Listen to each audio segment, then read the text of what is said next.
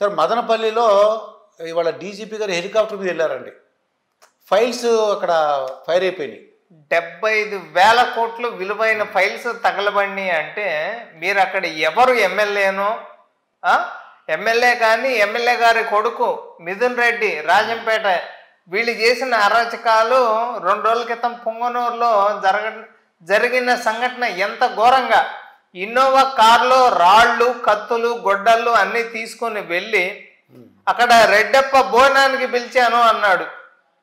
ఎందుకు అక్కడ రైతుల భూములు 900 ఎకరాలు ఎందుకు కబ్జా అయినవి, వాళ్ళ మీద ఎందుకని గన్మెన్లో కాల్పులు జరిపారు, 3 పోలీసుల తలకాయలు ఎందుకు పగిలినాయి, ఇప్పుడు మిథున్ రెడ్డి మీద ఎందుకు కేసు నమోదైంది, ఎందుకు ఈ వైసీపీకి చెందిన ప్రతి ఒక్కరి మీద ఇప్పుడు మిథున్ రెడ్డి మీద కేసు నమోదైంది, జగన్మోహన్ రెడ్డి మీద కేసు నమోదైంది, శ్రీరెడ్డి మీద అలాగే నాగార్జున యాదవ్ మీద పిన్నెల్లి చేసిన అరాచకాలన్నీ తెలుసు. ఈవీఎంలో బాలగొట్టం కానీ మనుషుల్ని చంపటం కానీ శేషగిరిరావు తలకాయ బగలగొట్టం కానీ జరిగిన సంఘటనలు అన్నీ చేసి నేను చేయలేదు అని చెప్పటం. అక్కడ నెల్లూరు జైల్లో కలిసిన జగన్మోహన్ రెడ్డి బయట ప్రెస్ మీట్లు పెట్టి ఈవీఎంలో పాల్గొట్టింది పిన్నిలే అని చెప్పి డైరెక్ట్గా చెప్పటం. దొరికారు, అక్కడ దొరికారు. మొన్న బెయిల్ కూడా క్యాన్సిల్ అయింది పిన్నెలకి. అన్నీ వాస్తవాలే సార్. అయితే ఇప్పుడు అది ఏంటంటే షార్ట్ సర్క్యూటే ఉండొచ్చు కదండి, మదనపల్లిలో షార్ట్ సర్క్యూటే ఉండొచ్చు కదా, అంటే ఎలక్ట్రికల్ ప్రాబ్లమ్స్ అని వచ్చి ఫైల్ అయిపోయిందేమో. దానివల్ల 75,000 విలువైన ఫైల్స్ 75,000 కోట్ల విలువైనవి రథాలు తగలబెట్టడం కానీ కందిరేగలు కానీ ఎలకలు కానీ కుక్కలు ఫైల్స్ ఎత్తుకెళ్ళటం కానీ ఇలాంటి సంఘటనలు అన్నీ మొన్న రీసెంట్గా విజయవాడలో కూడా జరిగినాయి. ఫైల్స్ తగలబెట్టడం డైరెక్ట్గా డ్రైవర్ దొరికాడు సార్, అప్పుడు కొట్టడం ఫైల్స్ అనేవి పట్టుకోవడం జరిగింది. ఇవన్నీ షార్ట్ సర్క్యూట్ వల్ల జరగల. కానీ కొంతమంది ఎమ్మెల్యేలు అక్కడ పొంగనూరు ఎమ్మెల్యేగా ఉన్న పెద్దిరెడ్డి చేసిన అరాచకాలే సార్ ఇవి. ఎక్కడ షార్ట్ సర్క్యూట్ కానీ ఏ తప్పు జరగల. వీళ్ళు కావాలని వీళ్ళు చేసిన తప్పులన్నీ కప్పిపుచ్చుకోవటానికి ఎవరిని వదిలిపెట్టే ప్రసక్తి లేదు సార్. ఓకే, అది ఇప్పుడు ఇవాళ అసెంబ్లీ ఎలక్షన్ అంటే అసెంబ్లీ స్టార్ట్ అయింది. ఈ అసెంబ్లీ స్టార్ట్ అయ్యేసరికి RRR గారు రఘురామకృష్ణ గారు వెళ్ళి జగన్మోహన్ రెడ్డి గారి మీద ఇలాగ ఆయన మీద చేసి మాట్లాడారటండి. అవును సార్, ఇంతకు ముందు ఏంటంటే వైసీపీ ఎంపీ కదా RRR గారు, నువ్వు ఎన్ని అరాచకాలు చేసినా కానీ RRR దగ్గర మంచితనం అనేది ఉంది కాబట్టి మాట్లాడారు. నువ్వు ఆ రోజు ఏం చేసావో తెలుసు, RRR గారు నీ మీద ఏం కేసు పెట్టారో తెలుసు, అటెంప్ట్ మర్డర్ కేసు. A3గా గుంటూరు నగరంపాలెం పోలీస్ స్టేషన్లో నీ మీద కేసు నమోదైంది.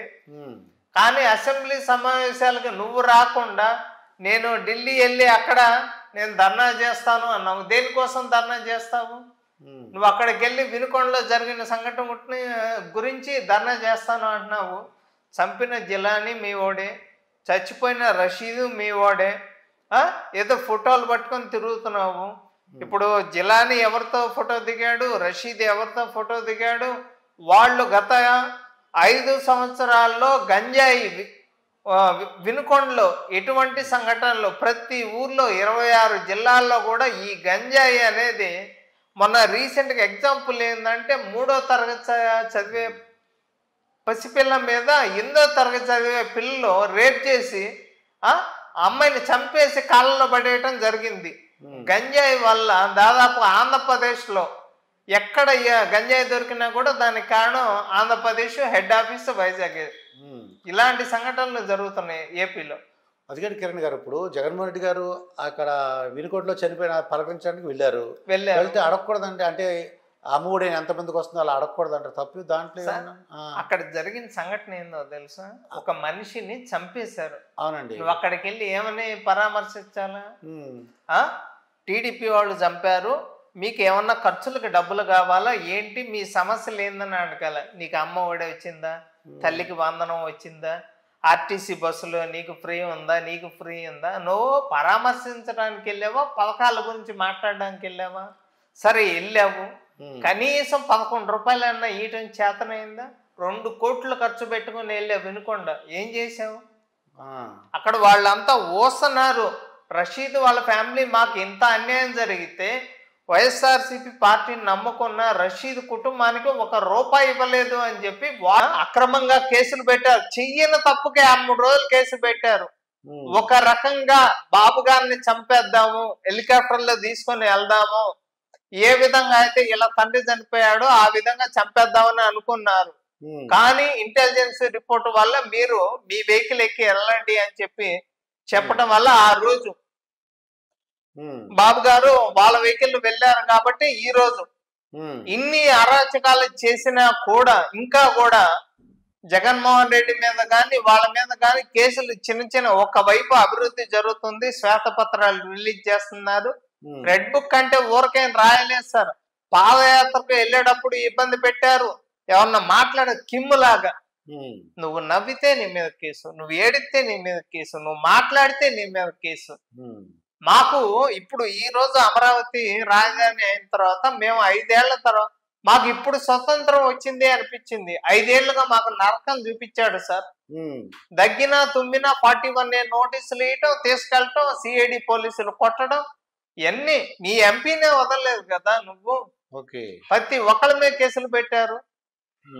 అచ్చెన్నాయుడు మీద కేసు పెట్టారు. ప్రతి ఒక్కళ్ళు ఇష్టం వచ్చినట్టు కొట్టుకుంటా పోయారు. ఇప్పుడు కిరణ్ గారు ఈయన ఏమంటున్నారంటే జగన్మోహన్ రెడ్డి గారు పక్కనే సీట్ కావాలని త్రిపుల్ గారు ఉన్నారు కదా, రఘురామకృష్ణరాజు గారు అసెంబ్లీలో ఆయన పక్కనే సీట్ కావాలని అడుగుతున్నారు. ఈయన ఎవరు? జగన్మోహన్ రెడ్డి అడిగాడా సీట్? రఘురామకృష్ణరాజు గారు అడుగుతున్నారు అసెంబ్లీలో సీట్ కావాలని. ఆయన మామూలుగానే ఫుట్బాల్ ఆడుకుంటాడు. త్రిపుల్ గారు ఒక వీడియో పెట్టి ఎట్లా వాళ్ళు అసలే తూర్పు గోదావరి పశ్చిమ గోదావరి ఎటకారం వాళ్ళు చేసి తూర్పు గోదావరి పశ్చిమ గోదావరి జిల్లా వాళ్ళు చేసే వెటకారం ముందు వాళ్ళు మాటలతోనే చంపేస్తారు. త్రిపుల్ పక్కన కూర్చుంటే ఇంకా అతను మాట్లాడక్కర్లా, జస్ట్ సైలెంట్ కూర్చుంటే చాలు చచ్చిపోతాడు, గుండాకి చచ్చిపోతాడు సార్. ఎందుకంటే ఇప్పుడు అతను చేసిన తప్పులకి మామూలుగా త్రిపుల్ మాట్లాడే మాటలకి ఇంకేం అనక్కర్లా, కొట్టక్కర్లా, తిట్టక్కర్లా, ఇంకా ఆటోమేటిక్ గా హార్ట్ అటాక్ వచ్చి చచ్చిపోతాడు. జగన్మోహన్ రెడ్డి గారికి వెళ్ళి మీరు రోజు రండి అసెంబ్లీకి, ఎక్కడ మానకండి అని చెప్పారటండి. రోజు రమ్మని అడుగుతున్నారు ఆయన. బతిలాడాల సార్. ఇప్పుడు నీకు అర్థం కావట్లే, నువ్వు ఎమ్మెల్యేగా గెలిచి అసెంబ్లీ సమావేశాలు నువ్వు అధికారంలో ఉన్నంత కాలం నీ ఇంట్లో పెట్టుకున్నావు. అసెంబ్లీ సమావేశాలు ఫర్నిచర్ దొంగతనం చేయటం, అప్పుడేమో కోడెల సుప్రసాదరావు గారు ఫర్నిచర్ దొంగతనం చేశారు అని చెప్పి కోడెల గారు చనిపోయారంటే దానికి కారణం జగన్మోహన్ రెడ్డి సార్. ఎట్లా వదిలిపెడతామని చెప్పండి మేము? ప్రజలందరూ కూడా ఏమనిపిస్తుంది, కామన్ మ్యాన్ గారు ఏంటి ఇంకా యాక్షన్ లేదేంటి, వీళ్ళందరి మీద ఎవరైతే అరాచకాలు సృష్టించారో వాళ్ళందరి మీద యాక్షన్ లేదని బాధపడుతున్నారని అందరూ. మా కుటుంబ సభ్యులు, మా అమ్మగారు కూడా ఇంతకు ముందు బాబు గారిని అరెస్ట్ చేసిన తర్వాత బాబు గారు ఎప్పుడు వస్తారు అని చెప్పి అడిగేది. ఇప్పుడేమో జగన్మోహన్ రెడ్డి ఎప్పుడు లోపలికి వెళ్తాడు, అది మా అమ్మగారు ఒక్క మాట కాదు, ప్రతి ఒక్కళ్ళు కూడా జగన్మోహన్ రెడ్డి అంటే లోపలికంటే ఇంటి లోపలికంటే ఇంటి లోపల కాదు సార్. 38 కేసులకి ఇంకో 148 కేసులు యాడ్ అయినాయి. బాబాయ్ కేసు, కోడికత్తి కేసు, గులకరాయి కేసు, ఇతను బైజూస్ గాని, పప్పు చెక్కల కవర్ల కేసు గాని, సన్న బియ్యం. ఏది సార్ ఇప్పుడు గంజాయి 2 లక్షల ఎకరాల్లో వేశారు, డ్రగ్స్ 25,000 కేజీలు తెచ్చారు. ఎన్ని కేసులు కాదా? రాష్ట్రంలో 1,00,000 మంది కల్తీ మద్యం ద్వారా చనిపోయారు. మరి ఇవి కేసులు కాదా? 73% పూర్తయిన పోలవరం ప్రాజెక్ట్ ని పూర్తి చేయకుండా కడప జిల్లాలో అన్నమయ్య డ్యామ్ కూలిపోయి ఎంతమంది చనిపోయారు సార్? ఎందుకని? అది నువ్వు చేసిన తప్పు వల్లే. కేవలం ఇసుక దోపి, ఇసుక మాఫియా సార్. ఇంకొక విషయం, ఎస్పీఓస్ అని స్పెషల్ పోలీస్ ఆఫీసర్స్ అని ఒక జీవో జగన్మోహన్ రెడ్డి రిలీజ్ చేశాడు. వాళ్ళని 2.5 ఏళ్లుగా వాడుకొని వాళ్ళకి 11 నెలలుగా జీతాలు ఆపేసి తర్వాత జీతాలు ఇచ్చేసి వాళ్ళని ఉద్యోగంలో తీసుకోవాలా. ఆ జీవో ఏంటి? అవుట్ సోర్సింగ్ ప్రకారం 15,000 ఏపీలో శాలరీస్, అదే ఎస్పీఓస్ కి తెలంగాణలో 40,000 దాకా శాలరీస్ వస్తున్నాయి. అయ్యాడకట్లా మా ఉద్యోగాలు మాకు ఇవ్వమని అడుగుతున్నారు.